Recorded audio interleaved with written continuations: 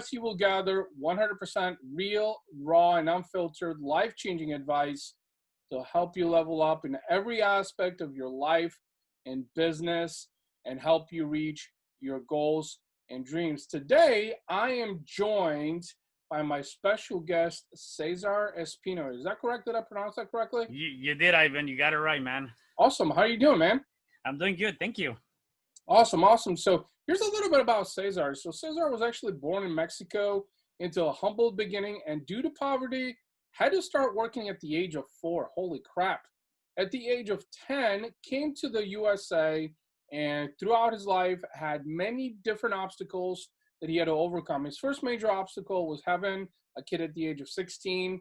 As he got older, had many downfalls to include dealing with anger, landing in jail a few times, and it was not until he discovered a new way of living through self-development, mentorship, and other mind and personal changes to create a new life for himself. Cesar is now a full-time entrepreneur, best international seller, real estate investor, podcast host, and mind and consulting coach. His mission is to inspire, empower, and motivate others. Man, that's like, I'm reading that bio and I can so much resonate, on a lot of different things as a fellow immigrant. So let's start with your story, man. Like the early days, obviously, coming to the U.S., struggling, really to kind of blend in. Like, let's talk a little bit about that. What was happening during that time, and how were you overcoming those challenges? Like, what drove you? Yeah, definitely. And I can tell you, first and foremost, thank you for having me on your show. Sure. I can tell you that really my story started when I was born, right? When I came to this world in Mexico City, and I was only born to one parent, sorry, my mom. Never met my biological father. And I remember at the age of 4, I had just turned 4, and my mom decided to take her own leap of faith, come to the States to be able to provide for us. And we ended up staying behind. And so at that time, it was my older brother and my grandmother and myself, just the 3 of us. And we used to live on this, what we call home, which was really no bigger than 250 square feet of space, right? And that was our home. There was no running water, no electricity, literally right on the door floor. Yet that was our home, right? We lived there and we enjoyed it. And I got to tell you, going through that, there was a lot of things that happened. Number one, I couldn't be like a normal kid, right? And what I mean by a normal kid, a kid that comes out of school, they go out and play, they do all these things. Like for me is I went to school, I came, did my homework, and then I had to get to work, right? We did all kinds of things. Like we used to sold food at the flea market. In Spanish, is el tianguis. We used to sell food in that. That didn't work out too good. And then eventually we graduated. Eventually we graduated to sewing clothing. So my grandmother ended up getting a sewing machine for me and my older brother and for her. And we were sewing clothing for dolls. And that was part of our way of making money, right? There was times that we didn't have anything to eat. And I always said we had that Mexican specialty dish, which is a tortilla with a grain of salt. And that's all we had, right? Wow. And again, there were so many lessons just kind of growing up through that, right? And finally, when I came here at the age of 10, man, I got to tell you, that was a whole new life for me. It was so uncomfortable. It was like I didn't have friends. I couldn't communicate with anybody. I didn't understand the language. And so there was that language barrier. And just being able to see many different cultures, where in Mexico is just really one race to an extent, right? Here you have all kinds of ethnicities. So that was a shocker for me. And I think that's another thing that I learned now looking back, is that I remember being so uncomfortable that I told who's my dad now, he was my stepdad, but who's my dad now, I see as my dad. I remember telling him, I said, you know what? I don't belong here. How about you just send me back to Mexico and just take me back? I don't want to be here.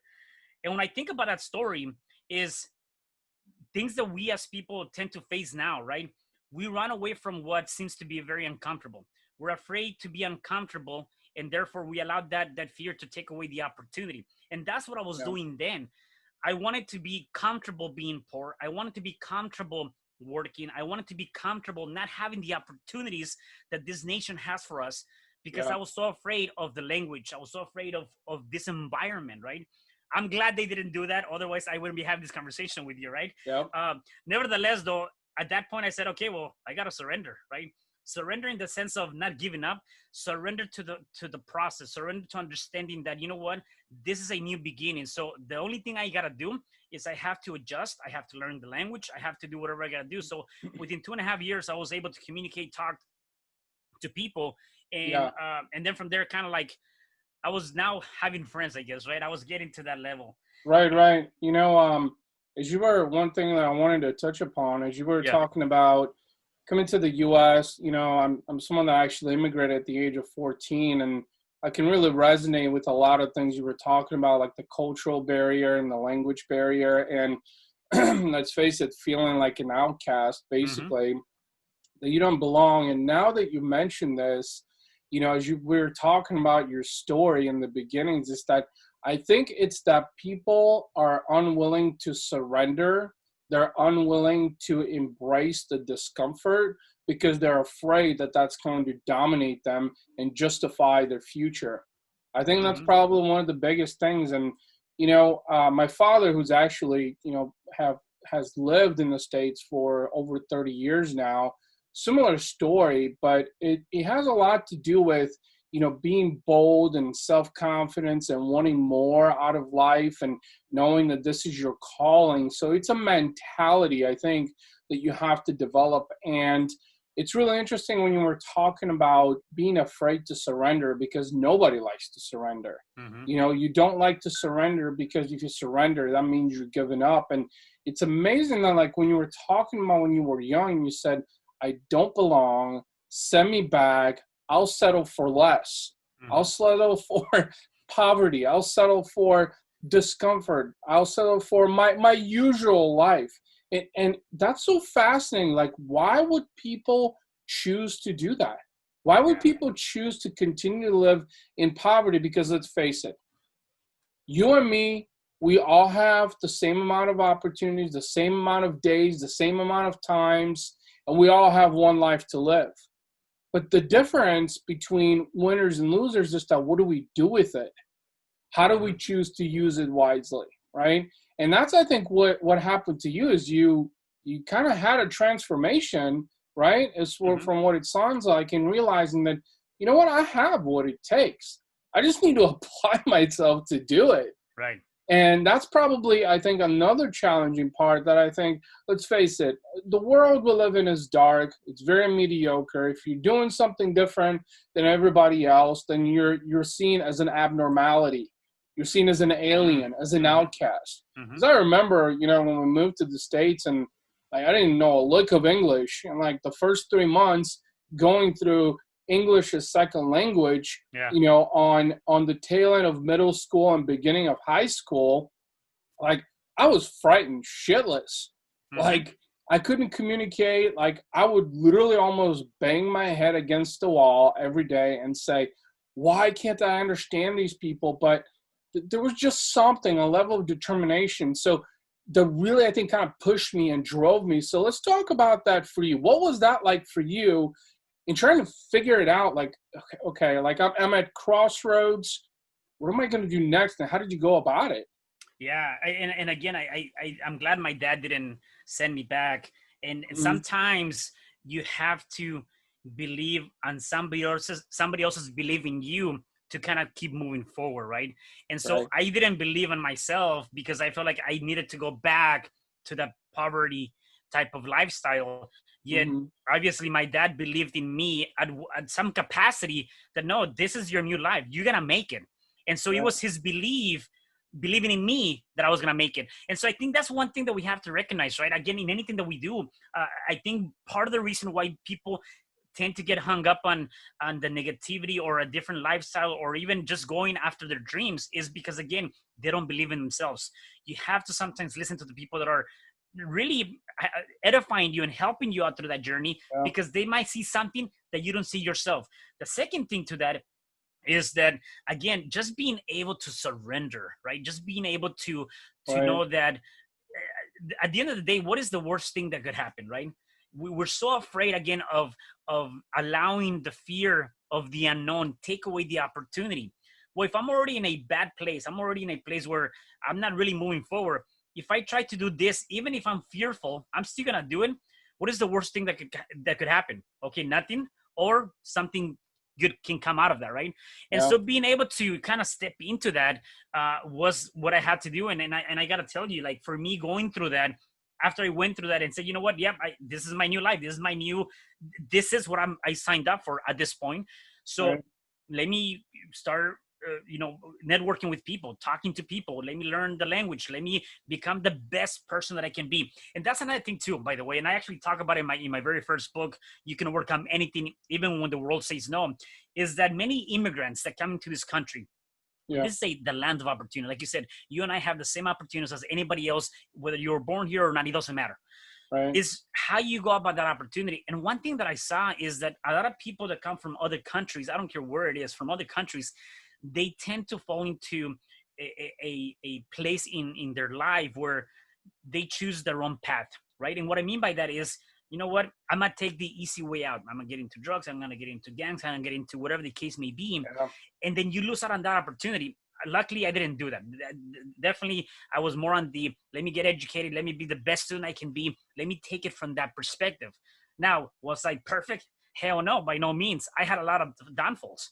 And Sure. maybe not necessarily, I don't see it as a negative thing though. It's definitely a lesson. Yet having my kid at the age of 16, so I say we got pregnant at 15, then she was born at the age of 16. That was my, again, as an immigrant, just being here 6 years in this country, me being Yeah. a kid to an extent, raising a kid, that was a pretty huge hit. Yeah, I didn't get into drugs. Yeah, I didn't get into gangs. Yeah.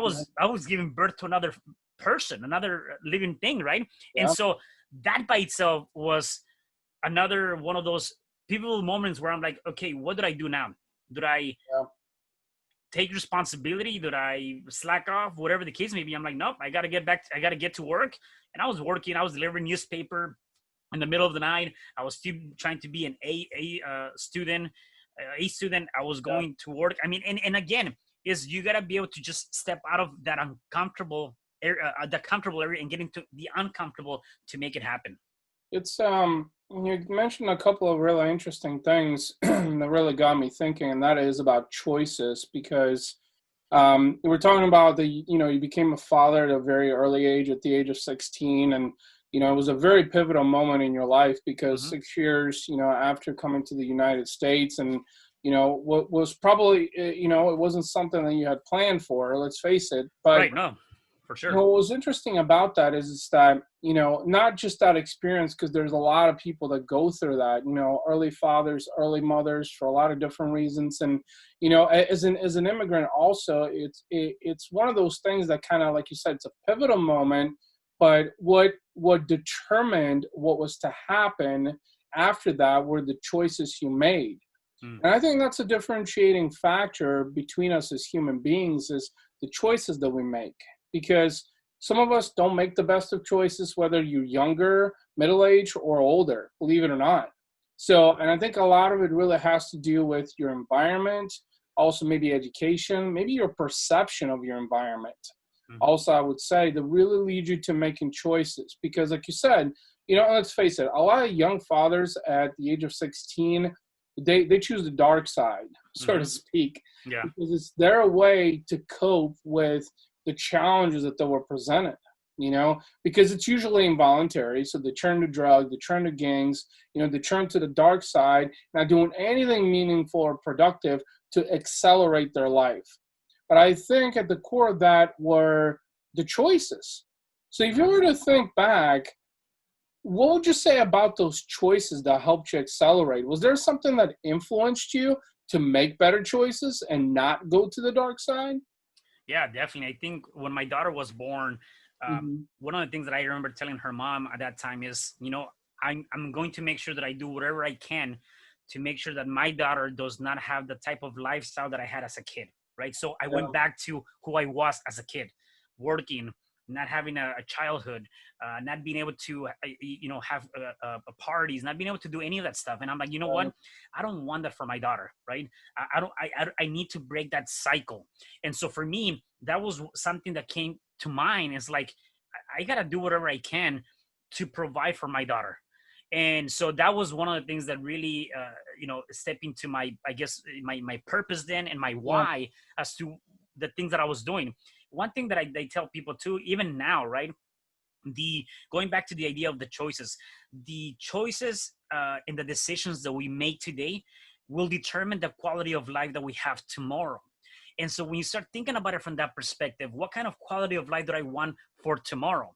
Because what I'm going to decide today, the choice that I'm going to make today, whether it's becoming an entrepreneur, whether it's leaving that toxic relationship, whether it's staying in that, whatever that might be, will determine the quality of life that you have in your near future. Yeah. And when you start looking at it from that perspective, I'm like, you know what? Well, I don't want my daughter to suffer. I don't want her to go through that. I want to make sure that she has everything that I didn't have. And so that means I have to make some positive Yeah. decisions. There's a couple of things in that really, as you were talking about, and as we were talking about the choices that you make, is it really brought up to light accountability and responsibility. And I really got to thinking about this because now, as an entrepreneur, as a business owner myself, like sometimes I wonder if some lack of accountability has a correlation to my early childhood, because I had a fear, towards it. Because when you enforce yourself to be accountable and responsible, that means that you put yourself on the spot. And typically accountability is like, well, I made a mistake, so now how do I fix it, right? Mm-hmm. Whether it was intentional or unintentional, right? And so I think as adults also, but it's fascinating that at the age of 16, you have this transformational mindset, made you realize that, you know what, it's my responsibility to create a better life for my daughter, to give her more than what I had. And I don't know how I'm going to get to that, but I will make it happen. Mm-hmm. And so that's, I think, really a key transformational thing, and trust me, I think a lot of people, even into their 40s, 50s, and 60s, don't really have that sense of enlightenment to really understand that, in part you have a duty to other people that you love, to have a meaning in your life, such as your daughter, to be able to provide, because they look at you as a role model. And as a fellow father, I've got a 4-year-old and a 2-year-old now. It has made me realize that, you know what? They watch me and they do everything that I do. Mm-hmm. So it's important to be a good role model. And, there's a lot of times, speaking from a father to father, that, when my son or my daughter will say, "Daddy, Daddy, Daddy," it's like, it's an indication that you're doing something positive in their life that's influencing them to have that kind of positive reaction of love and affection also. Mm-hmm. So, this is really, really powerful, because it's the choices that we make that define us into the people that we become. But the challenge with that is that, especially when we're younger, we struggle with making the right choices. Yeah. Because of influence, because of the environment, because of the world. And I know personally, I mean, when I was young, like, I aspired to be like everybody else, like around me. I thought, why am I not so fit? Why am I not better looking? Like, why wasn't I raised into a family that had money? Mm-hmm. Why didn't I have my own car at 16? Like materialistic things that, like, now I realize, you know what? None of that shit really mattered. Right. It was just stuff that the environment, the world that we live in, was infusing into me, because they wanted to be like me. And that's probably, to be honest with you, my biggest regret, I think, from young ages, is just that I tried too much to be like everyone else, Yeah. as opposed to be myself, like truly getting inside yourself. So let's talk about that. How did Cesar find himself? That was a long journey, I gotta tell you. And kind of going back, I'm gonna just peel it back a little bit more. Talking about decisions and choices again. Yeah. The influence, the what you know to be true at that moment. There's a lot of different factors, and I gotta tell you that being I guess my next downfall, which was huge for me, and I think that was another one that I really, really reflected upon, and said, what, moving forward, I have to make a change in my life. Yeah. At the age of 22, I was, I always had this anger management aspect of me, right? I was a very angry person. I think now I know why. And I didn't know any better back then. I couldn't control it. Anything will trigger Yeah. me. Yeah. And I remember 22, it was one of those moments where like I would never forget. I just ended up blowing off. It's like this freaking atomic bomb just went off, Yeah. and I took out all that anger on my daughter's mom, and domestic violence took place, right? Oh, wow. And before I knew it, I was in jail, right, for doing Yeah. something that, again, going back to choices, decisions, and things that are going through your head, you don't realize it at that moment. And yet, if I would have probably surrendered, if I would have probably looked back a little bit, that stupid Yeah. thing that I did would have never taken place. Yet I learned, right? And everything that we do, there's a consequence, whether it's good or bad. For me, Sure. I went to jail for a couple of days, and obviously that ended that relationship for sure. And it was like one of those things where, like, wow, I just now, not only did I did something really stupid, I went to jail. My daughter saw it. Now everything that I've been working towards is kind of like vanishing, right? Is right in front of my eyes. And coming out of that, I came to realize that, you know what, this is not what I want. This is not what I want. That is not who I am. Yeah. And I got to work through that. And so I would say, fast forward through to now, I've done a lot of self-development. I've done a lot of work on myself. And I realized that we always believe that we have all the answers. That's not the case. I've gotten so many different mentors, from business to mindset to different aspects of the things that I'm doing, to really help me and guide me through that, finding Yeah. myself. And the biggest thing is, when you're trying to find yourself, at least for me, my experience is that um, Jim Brown says, for things to change, you have to change, right? And Yeah. it was that, all of that was within me. I had to start making changes in my life uh, to really create an impact in my own life. Well, what did I do? Things that might seem Yeah. very minimal, they're not. I said, you know what? I'm going to get rid of all of the negative programs going into my head, news, radio, things that are not really empowering me. And I started turning that into reading, uh, affirmations, podcasts like this, things that are going to start rewiring my mind in a positive way, right? I started doing exercise, and I started reading. I started doing all of these different things, journaling. I really turned my life around, because I said, you know what? I have to work harder on myself than I do on anybody else, right? Yeah. And so those are some of the things that I went through, and you know what? It's a never ending. Now it's part of my Yeah. life. Like, I do those things. Did I do them every single day? Probably not. Yet they're already engraved in my head. You know, going back to that experience, something that I wanted to share, Hmm. that I think, I'm not sure if you realize this, and this is something that I think a lot of people go through that makes them question, is that, so when you were 22 years old and that domestic violence dispute occurred, with the mother of your Hmm. daughter, right? Hmm. Is that it was a very questionable time in your life, very questionable in the sense that made you wonder why. Hmm. Because when something bad happens, we always question why. Why did I do that? Did I do that intentionally, or was that completely unintentional? And it got me thinking that I think that was meant to happen, Cesar. It was meant to happen because it was meant to be an enlightenment, to make you realize, a self-conscious endeavor to make you realize that Hmm. this is not who I am. I want more out of life, and now I need to go and figure it out. And this was my rude awakening. Yeah. Yeah. Now, the reason I'm saying that is because, I'm someone that has had a lot of adversity also, never really had violence of that magnitude or anything like that, but, being bankrupt, had to move my family around, lost over six figures in the first 3 years of my business, just a lot of things that have happened that makes you wonder, like, why? Why is this happening? Like, what am I doing wrong? But then I've come to a realization that the journey to finding yourself and becoming the best version of you is one that's full of adversity, is one that's full of a lot of failures and a lot of experience. And in fact, now I've kind of transformed my mindset in the fact that it's not a failure, it's just something that you did not get the results you were hoping for. Because failure is like a complete dysfunction, and that's not what it is. Right. When you fail at something that you just 99.9% of the time, you just didn't accomplish something based on your expectations. That's basically what it comes down to. And then I realized, oh, okay, well, maybe I'm doing better. I'm still alive. I'm still breathing. I'm still waking up every day.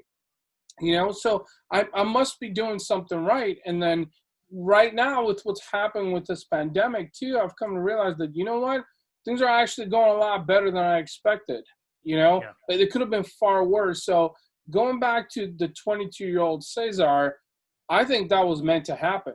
I think Yep. that was meant to be your rude awakening to indicate the direction that you were going to go. And like you said, I think at that point you kind of came to the realization that I want more, and I need to figure out how I want more. Because that's just it. Like, I think any successful person I have ever talked to, and you talked about self-development, mindset, reading, affirmations, that is literally what every successful person does.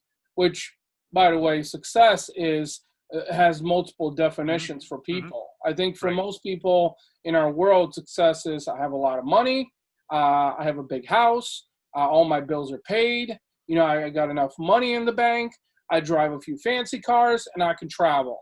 Like, that is literally the epitome of most people's modern version of success. But success can be family. Hmm. Success can be content. Success can be a lot of different things. So that's why I think, but the things you talked about that you've invested literally about a half portion of your life Hmm. has really helped attribute to, and that's what I want to talk about next is the networking and the community development and really, becoming into the person that you aspire to be, but you spend half of your life figuring out. So let's talk about that. Like, modern day Cesar, what are you doing right now? That really correlates to who you wanted to be when you realize at 22 years old that this is not who I want to be. Yeah, yeah, yeah. No, definitely. And I want to touch a couple of points on that you Mhm. mentioned because I think they're important to know.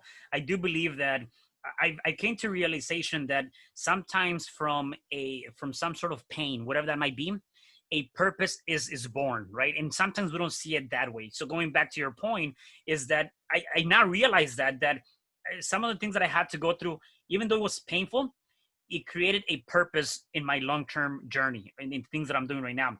The other thing too that I came to realize is before I will be really, I guess, hard on myself because I will fail time after time. I realize though now that failure is just merely an educational experience. It's a lesson to be learned.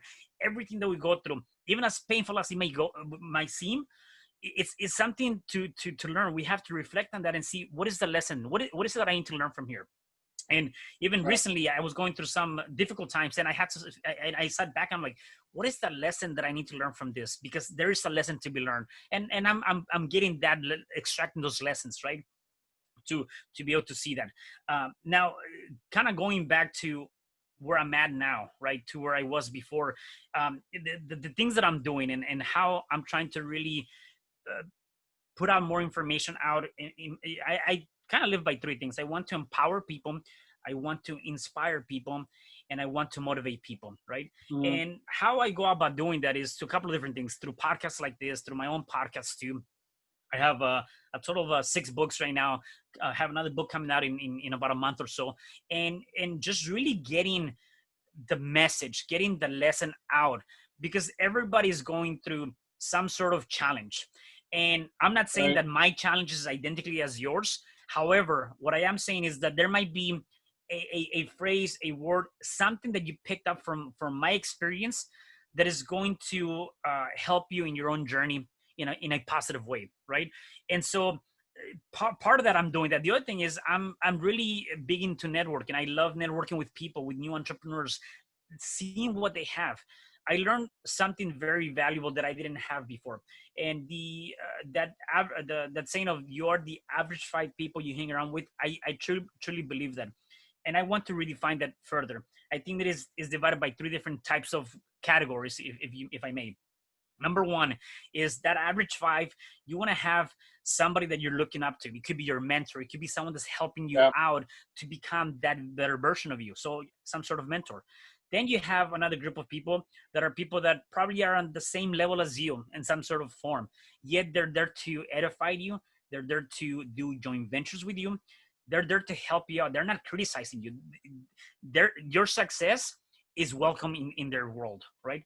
And Yeah. then the last group of people is people that are looking up to you, right? People that want to become you, people that are admiring you.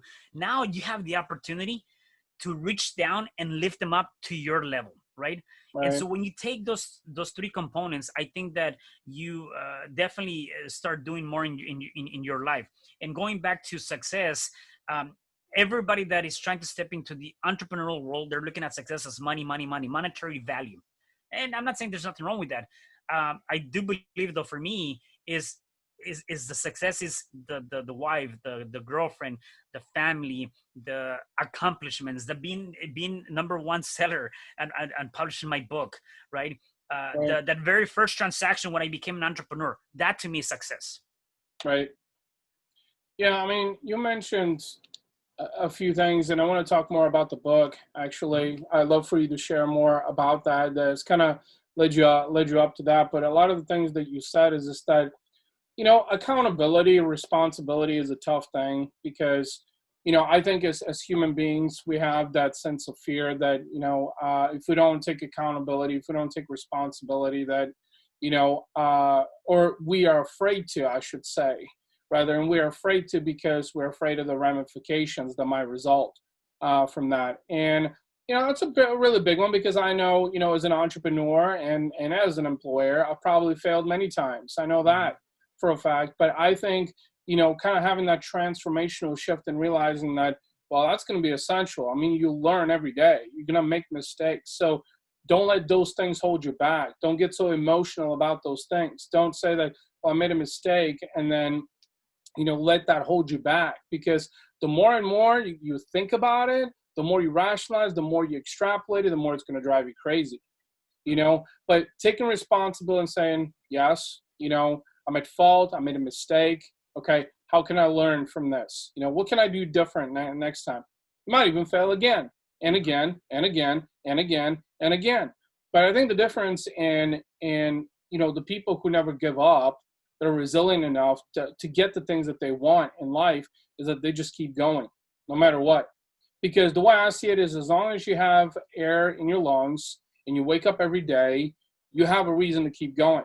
Because there's a lot of people that don't even have that luxury, Yeah. So suddenly you realize, okay, well, shit, maybe isn't going well in my business, or oh, oops, something that went sideways. All right, well, am I going to dwell on this or just keep going?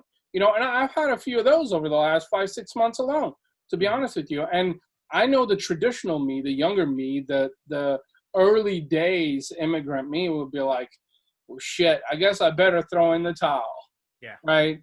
And like, then I remember, then I kind of remember, because my father's also an entrepreneur of 30 plus years now, and more or less ever since he came to the US, when he started into his entrepreneurial journey. And look at him, like, well, he's lost a shit ton of money, Mhm. over mistakes, over unintentional things, got pissed off at people. I know I've done those things also. So it's like, it's a matter of realizing that you have what it takes, but don't dwell on those small things, because it's not like someone's going to come in your house and arrest you.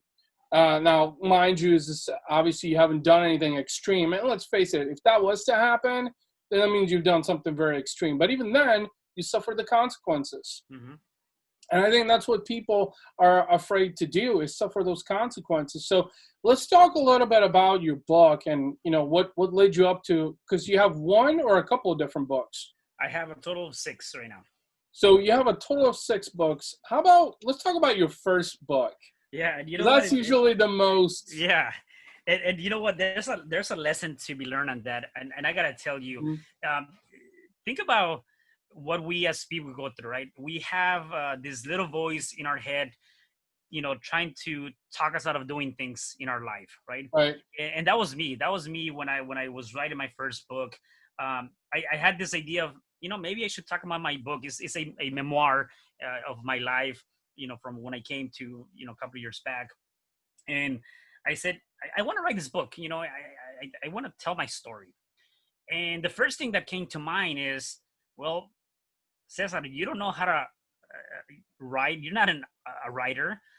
let alone you don't like to read. The last time you read something was when you were in high school, and that was because your high school English teacher told you to read a book. So who are you kidding? You are not a writer. And so I literally talked myself out of writing the book because I'm like, no one's gonna buy this book, no one's gonna read it, no one's gonna get it. And so Yeah. why even bother, right? You hear that a lot. Why even bother doing something in your life? And I think about a month later, I kind of went and entertained the idea again. And at this time, I changed the frame. I changed Yeah. how I was looking at it, right? And that's kind of like anything that we do. Your mind can play some very, very major tricks. You know, your mind can either you either gonna make it or you're gonna break in. And I changed the frame. I said, you know what? Yeah. So what if nobody buys my book? So what if nobody reads it? I want to do it because I want to feel a self accomplishment. I want to be successful that I did a book, that I actually published a book, and I can leave something behind for my daughter. Yeah. That's how I did it. And I said, you know, when I changed that frame, man, I started writing the book, and within 2.5 months, I finished my book, got it to my publisher. They loved it, and before I knew it, it was published. And I gotta tell you, I'm glad I went through that, and I'm glad I went through that experience because, like, similar to many different things in life, we tend to talk ourselves out of doing something, and you just gotta do it. You just gotta go out and do it. You gotta keep moving forward Yeah. regardless of the odds. And I've gotten so much great feedback that people that really love my book and people that I don't even know. I was getting these messages on Amazon and even on my Facebook Messenger, like, hey, I read your story and I really got very inspired by it. You've changed my Yeah. life. Now I want to do something with my life. I'm like, wow, that's awesome, you know? And that's exactly what I wanted to do. Yeah. I mean, that's really powerful too that you mentioned that. It's amazing. And this is probably one of the reasons why I kind of transformed my podcast more into storytelling years ago, is because I came to the realization that, everyone has a story, and Mhm. that story can impact someone's life or many people's lives. Yeah. But at the very epicenter, if it impacts one person's life, Hmm. then that's, I think, a mission accomplished in my eyes. Is because you've been able to give someone perspective that can better their life, Hmm. that can influence them to make better choices, to become a better human being, and learn from the mistakes of someone else. Because I think maybe as I'm getting older, I'm starting to realize too that, there's so much perspective out there and so much we can learn. In fact, a few months ago, I got to really thinking about this, is that I don't know if it was something that I read or someone I talked to, I don't exactly remember, but we're talking about a lifelong learner. And that really stuck with me, Hmm. that, being a lifelong learner and embracing that mentality is extremely important, because it's a sense of gratitude and humbleness also, because it makes you realize that, you know what, I don't know it all, Hmm. and I never will. I'll know enough to do the things I want to, but I'll never be sort of this perfect human being that's a know-it-all, because a lot of that does happen, especially with males in entrepreneurship. We get to be very egocentric because we want to dominate. It's kind of Hmm. like the alpha in an essence. And so what I've realized is that being a lifelong learner is extremely important. That's why you're here on the podcast, is because, 6 books, you've gone through a lot of different experiences, and that's creating influence for people like me and many others that are going to watch or listen to this episode, or people on social media, even, that suddenly, realize that, you know what, I have something to learn from Hmm. Cesar, because it's a unique experience that they didn't go through, you know? Yeah. And I think that's really important. So, but what's really interesting you said is, you said your daughter also. So you've got that compassion and that empathy and the responsibility of being a father, and Hmm. making sure that, you set a good example, Right. and because we do need positive role models, whether it's in family or friends or acquaintances. It's important to have positive role models. I mean, let's face it, right now with this election that's going on, and probably by the time this episode is over, we'll know who the next president is. Hmm. And the reality of things is, too many people are so worried about, new president, and is it going to solve my problems, and am I going to live a better life? And the reality of things is it starts with you. Right. You know, I mean, I know I've seen 3 different presidents come and go, and I'm still here. Yeah. You know, so, and I think that's where so many people get hung up on those materialistic things. Don't get me wrong. A leader is a leader. It's important. But you need to learn how to become the president of your own domain is what you need to learn. And what does that mean? What's important to you? You know, where are your shortcomings? You know, how do you need to improve? And why do you need to improve? You know, why aren't you getting the results you were hoping for?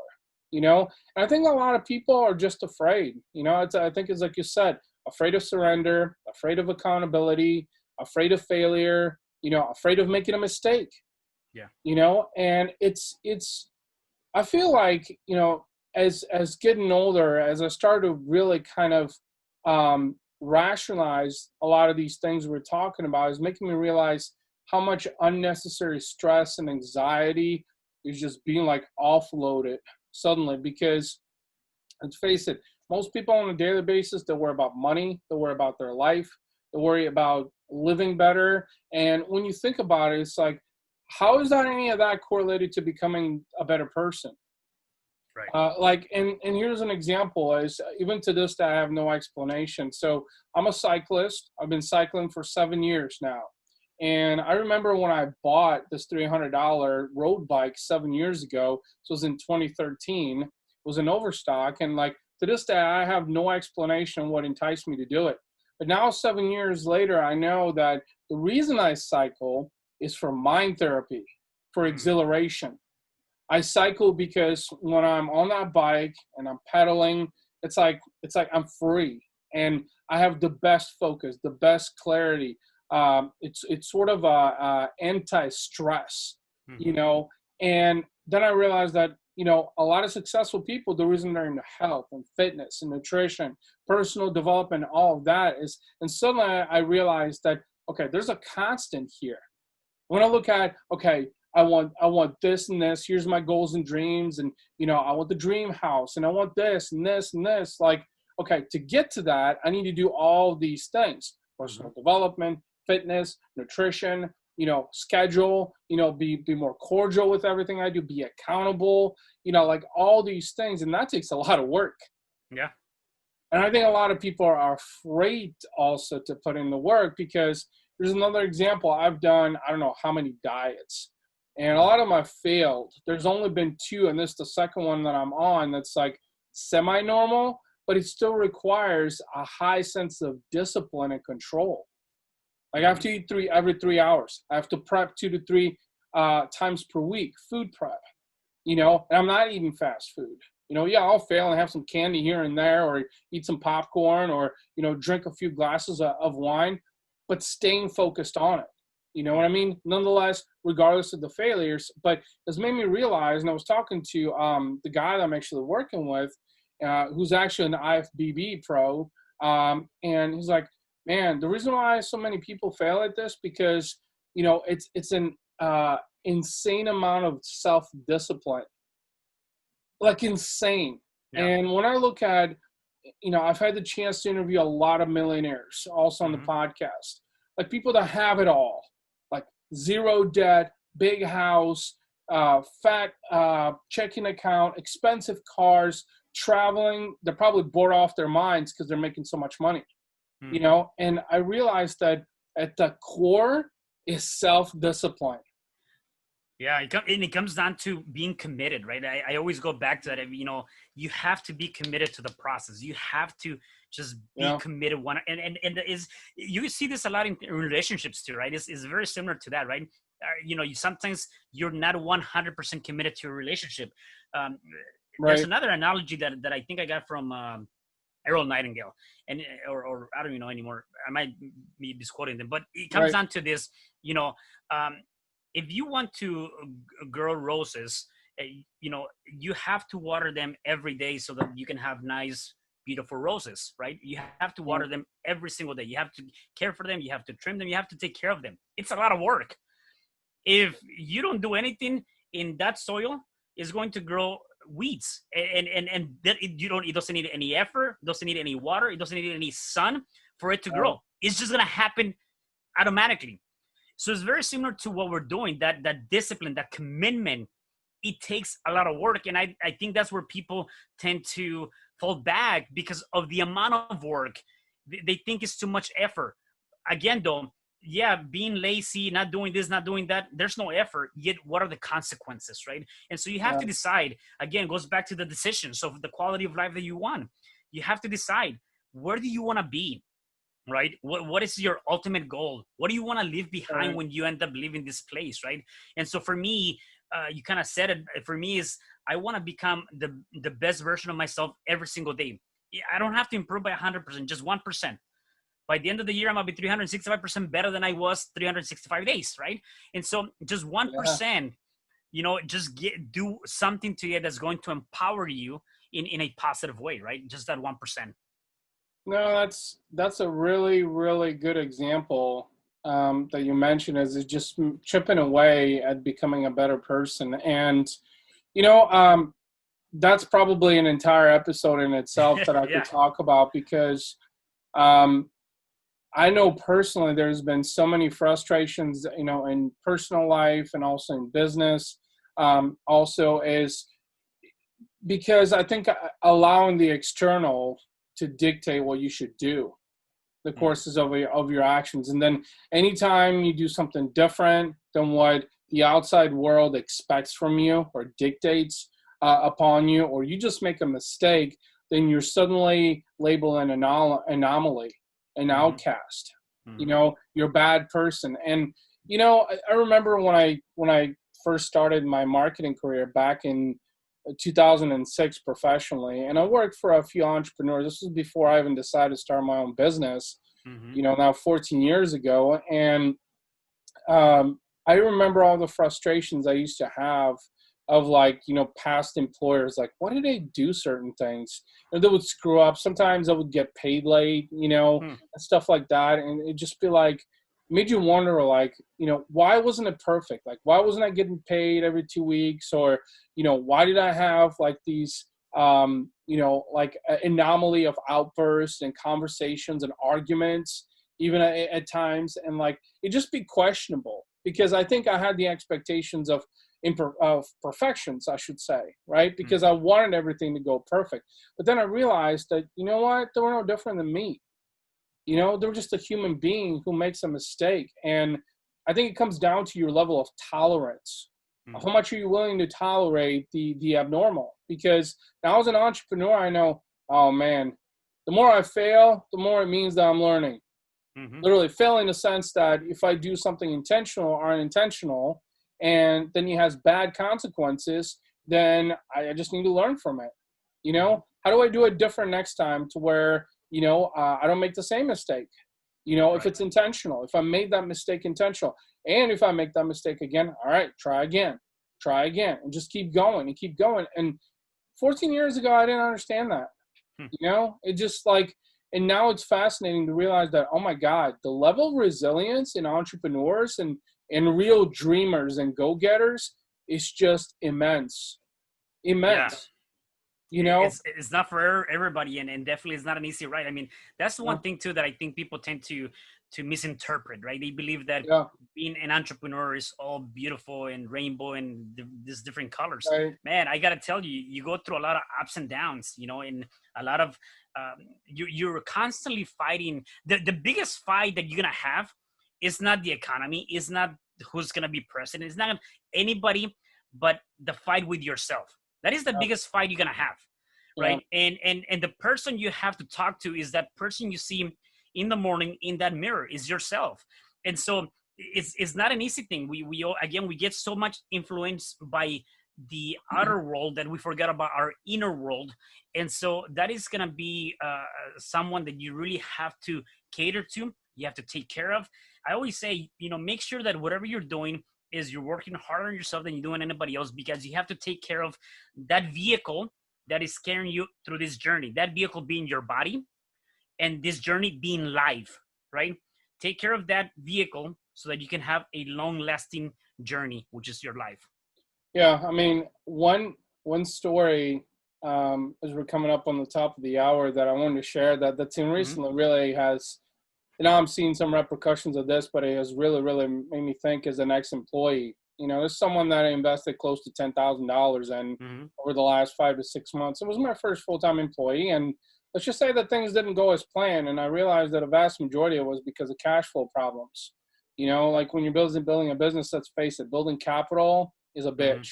Yeah. Yeah. It's really, really hard. And I've known people who have run multi-million-dollar businesses, and the reason they failed is because no capital. They couldn't put any money in the bank. Mm-hmm. That they would get paid and then just pay people in time or as close to in time. And so just seeing the ramifications of that, and it makes me realize that, okay, I supported someone for 5 or 6 months and they turn around and, the minute you try to put them on the spot, it's like they literally will try to tear you down for every bit of it and tell you how imperfect you are, how screwed up you are, and how unaccountable you are. And it's like, supported you for 5 and 6 months. I've got over $10,000, that was spent on you. Like, whether you got paid every 2 weeks or a little bit later because of cash flow problems, you still got paid, Mm-hmm. and now you're going to go to great extremes and try to obliterate me and put me into an oblivion. Like, it's just fascinating, man. But what I realized in that is, like, you endure those things as an entrepreneur. You just do, because that's your only option, because you can't let that phase you and say, oh, I'm an imperfect human being. I suck. I'm not a good entrepreneur, blah, blah. What is that going to accomplish? Mm-hmm. You're just giving into, the outrage of someone else based on frustration on the fact that they woke up on the wrong side of the bed today, And the reality of things is you just need to let the resilience keep drive you, because you're going to have a lot of those encounters. In fact, Yeah. I look at some former bosses of mine now that run multi-million-dollar agencies, and it's like, they got, I think one of my ex-bosses, his former COO, embezzled like $200,000 from him. Wow. And like, I was the only person that literally was willing to listen to him. I took the guy out to Subway for lunch, and was like, you're the only guy that knows about this right now, because I was the only guy that he could lean on that was willing to listen. But then suddenly I realized, okay, maybe I don't have as big of problems, And that's just it. I feel like it comes with the territory. As you grow, as you expand, as you perfect yourself, as you come closer to the person you want to be, you're going to face bigger problems. And in fact, that's actually, I think, something that you need to account for, to know that you're going to, encounter bigger challenges and being able to tackle them head on, because that is what determines winners versus losers. Because winners are like, so what? I'm going to keep going. Someone on Instagram that I follow that does very well. I mean, this is a guy that's got it all, Mm-hmm. But he was saying, he said, man, 10 years ago, I had my Rolls Royce, my Lambo, and a couple other cars all repossessed. And he said, I didn't let that faze me. I realized that this was a rude awakening and that I was slipping. And most people are like, I mean, you're talking, combine all those cars, it's over $1 million in just exotic vehicles, right? And most people would say, shit, like, how can I cover my losses, right? Like, how can I offset? Not him. And that's the epitome, I think, of entrepreneurs and dreamers and go-getters, that we just keep going. Unless it's life or death, we keep going. And so I know this combo could go endlessly, man. I mean, you shared I think so too. and, I definitely appreciate you coming on the podcast. So, but before we wrap things up, let's tell the viewers, listeners, where can they find you? How can they connect you? Where can they buy your books? Yeah. You can find me at my webpage, www.cesarrspino.com. So there's an R in between my first name, last name. Facebook, Instagram, LinkedIn, I forgot about that one, and TikTok. I'm really all over the place. And then to find my book, just go to Amazon and just Google my name, and you're going to come up with all the books that I have. Yeah, awesome. Well, I want to thank you so much, Cesar. I truly enjoyed the conversation. Thank you, Ivan. Thank you so much for all the value that you shared.